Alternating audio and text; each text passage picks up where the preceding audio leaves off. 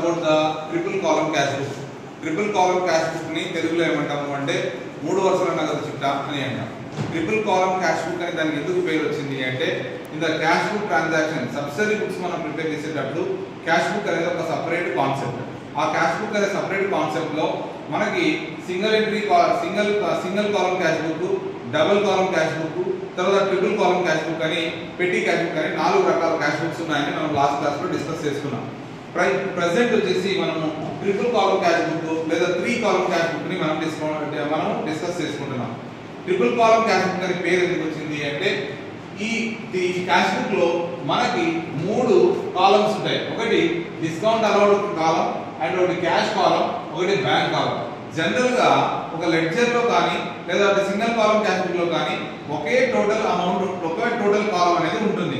కానీ triple column cash book లో bank కాలం, bank accounts, bank transactions జరిగేటివన్నీ కూడా బ్యాంక్ దాంట్లోకి, క్యాష్ ట్రాన్సాక్షన్ జరిగేటువంటి క్యాష్, డిస్కౌంట్ ఏమైనా వచ్చినట్లయితే డిస్కౌంట్స్ వేయడానికి 3 కాలమ్స్ ని మనం ఇక్కడ క్రియేట్ చేస్తాం అన్నమాట. కాబట్టి అందుకోసమే దీనికి ట్రిపుల్ కాలమ్ క్యాష్ బుక్ అని పేరు. మరి ట్రిపుల్ కాలమ్ క్యాష్ బుక్ ని మనం చెప్పుకునే కంటే ముందు first triple column cash book లో ఏమేమి వస్తాయి అన్న కాన్సెప్ట్ మనం గమనించినట్లయితే ట్రిపుల్ కాలమ్ క్యాష్ బుక్ ని cash and bank and discount column cash book అని అంటాం. Cash, bank, discount. Cash, bank, discount. Cash అంటే ఏమి అంటే లిక్విడ్ క్యాష్ ద్వారా ట్రాన్సాక్షన్స్ జరిగినట్లయితే వాటిని క్యాష్ ట్రాన్సాక్షన్స్ అని అంటాం. బ్యాంక్ ట్రాన్సాక్షన్స్ అని ఏమి అంటే చెక్ ద్వారా బ్యాంక్ రిలేటెడ్ ట్రాన్సాక్షన్స్ అన్నిటిని కూడా బ్యాంక్ ట్రాన్సాక్షన్స్ అని అంటాం. చెక్ ద్వారా కానీ బ్యాంక్ ద్వారా కానీ సేల్స్ కానీ పర్చేసెస్ కానీ చెక్స్ రిసీవ్డ్ కానీ చెక్స్ పేమెంట్ కానీ బిల్స్ కానీ ఏవైనా వచ్చినప్పుడు కానీ పోయినప్పుడు కానీ డిస్కౌంట్లు ఏమైనా వచ్చినట్లయినా అలాంటి వాటిని నమోదు చేయడానికి డిస్కౌంట్ కాలం అనేది మనం ఆ అమౌంట్ ని డిస్కౌంట్ కాలంలో చూపిస్తాం అన్నమాట. పాయింట్స్ బాగా అర్థం చేసుకుంటామా? ఇక్కడ కన్ఫ్యూజ్ కావద్దండి. క్యాష్ ట్రాన్సాక్షన్స్ అన్ని కూడా అమౌంట్ అన్నింటినీ క్యాష్ కాలంలో వేయాలి. ఇది ఫస్ట్ పాయింట్. సెకండ్ పాయింట్ ఏంటి అంటే చెక్కులు రిసీవ్ చేసుకున్నప్పుడు కానీ లేదా బిల్స్ కానీ బిల్స్ ని మనం బ్యాంక్ లో రిలేటెడ్ అయిన వాటికి సంబంధించిన అమౌంట్ అన్నిటిని కూడా మనం బ్యాంక్ కాలంలో వేయాలి. ఈ 2 పాయింట్లను గుర్తుపెట్టుకోండి. తర్వాత డిస్కౌంట్ అలౌ అయితే డిస్కౌంట్ కాలంలో, డిస్కౌంట్ రిసీవ్డ్ అయితే డిస్కౌంట్ రిసీవ్డ్ కాలంలో అమౌంట్ వేయాలి. డిస్కౌంట్ కాలమ్స్ ని మనం నిల్వ తీర్చకూడదు, క్లోజింగ్ చేయకూడదు అన్నమాట. ఇది ఒక పాయింట్ ని మనం మైండ్ లో ఫిక్స్ చేసుకోండి. Now we go to that debit side. ఏం చేస్తాము? ఈ triple column cash book prepare చేసేటప్పుడు మనం కొన్ని పాయింట్లు గుర్తుపెట్టుకోవాలి. ఆ పాయింట్ మనం ఇక్కడ రాశాను నేను. ఏమేమి పాయింట్ అంటే ఫస్ట్ పాయింట్ వచ్చేసి మన క్యాష్ బుక్ లో డెబిట్ సైడ్ వచ్చేసి రిసిప్ట్స్ ని నమోదు చేస్తాం. అంటే సంస్థ లోపలికి ఏవైతే మనకు డబ్బులు వస్తున్నాయి క్యాష్ రిసిప్ట్లన్నీ కూడా, క్యాష్ రిసిప్ట్లు కానీ చెక్ రిసీవ్డ్స్ కానీ ఏవైనా కానీ మన అకౌంట్ లోకి మన సంస్థలోకి వస్తున్నాయి అంటే వాటన్నిటిని రిసిప్ట్స్ అని అంటాం అన్నమాట. అలా రిసిప్ట్స్ నమోదు చేయడాన్ని డెబిట్ సైడ్ మనం ఇక్కడ చేస్తాం. డెబిట్ సైడ్ ఎంట్రీస్ చేస్తాం. At the same time debit side వచ్చేసి క్యాష్ రిసీవ్డ్, చెక్స్ రిసీవ్డ్ వాటన్నిటిని కూడా మనం డెబిట్ సైడ్ చూపించాలి. And the next is that debit side discount allowed కాలం ఉంటుంది. డిస్కౌంట్లు ఏమైనా వచ్చినట్లయితే ఇచ్చినట్లయితే వాటిని మనం డిస్కౌంట్ కాలంలో అమౌంట్ చూపించాలి. The next is that credit side. Credit side ఏమొస్తాయి అంటే ఇది డెబిట్ సైడ్ అమ్మా. పాయింట్ ఇక్కడ ఈ సగం అంతా డెబిట్ సైడ్, ఈ సగం అంతా క్రెడిట్ సైడ్. ఈ పాయింట్ మనం మైండ్ లో ఫిక్స్ చేసుకోండి. ఎందుకంటే నాన్ కామర్స్ ఉన్నాం కాబట్టి బ్రీఫ్ గా చెప్పాల్సి వస్తుంది.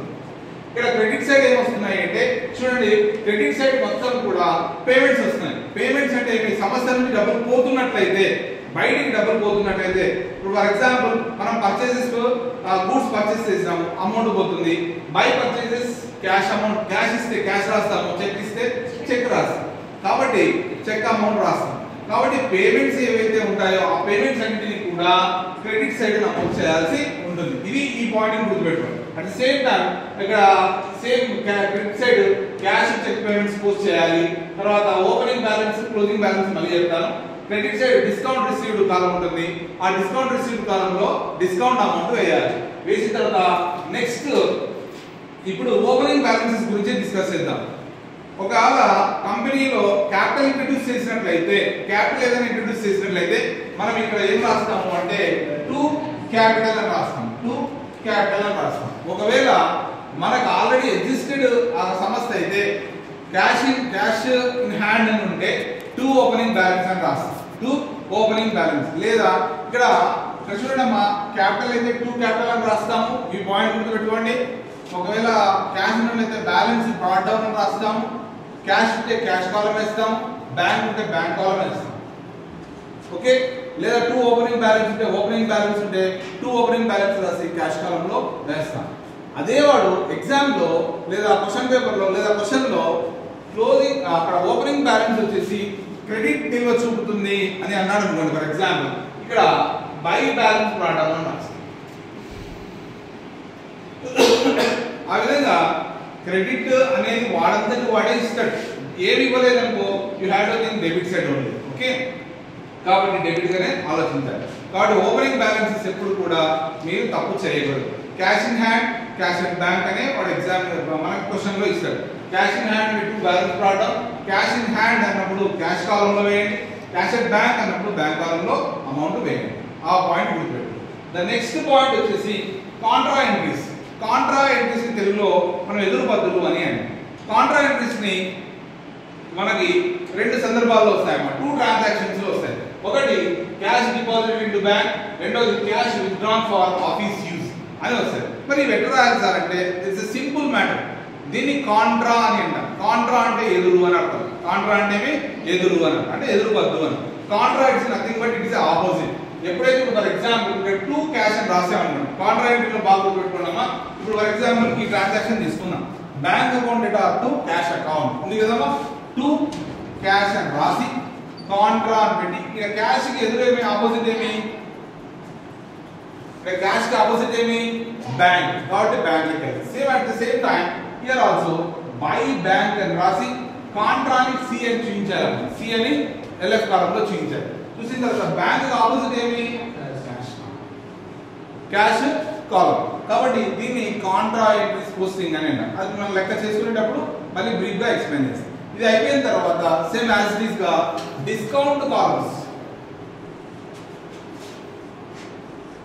డిస్కౌంట్ కాలమ్స్ ఇప్పుడు ఫర్ ఎగ్జాంపుల్ డిస్కౌంట్ కాలమ్స్ అనేవి ఎప్పుడు నిల్వ తెచ్చకూడదు అన్నమాట. అంటే డిస్కౌంట్ కాలమ్ లో ఎంత ఉందో అంత అమౌంట్ ని వేసేయాలి అంతే.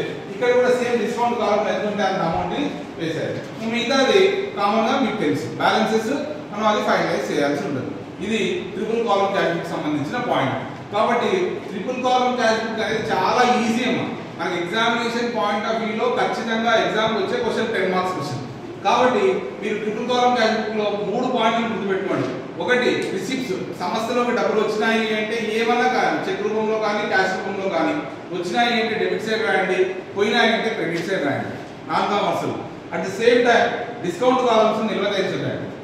బ్యాలెన్స్ బ్రాట్ డౌన్ కానీ క్యారీ డౌన్ కానీ చేయొద్దండి. రైట్. నెక్స్ట్ ఫైనల్ గా కాంట్రా ఎంట్రీస్ గుర్తుపెట్టుకోండి. కాంట్రా ఎంట్రీస్ అనేది ఏదైతే రాసామో దానికి ఆపోజిట్ కాలంలో అమౌంట్ వేయాలి. ఇది ట్రిపుల్ కాలమ్ క్యాష్ బుక్ యొక్క బ్రీఫ్ ఇన్ఫర్మేషన్. కాబట్టి ఇవి గుర్తుపెట్టుకోండి.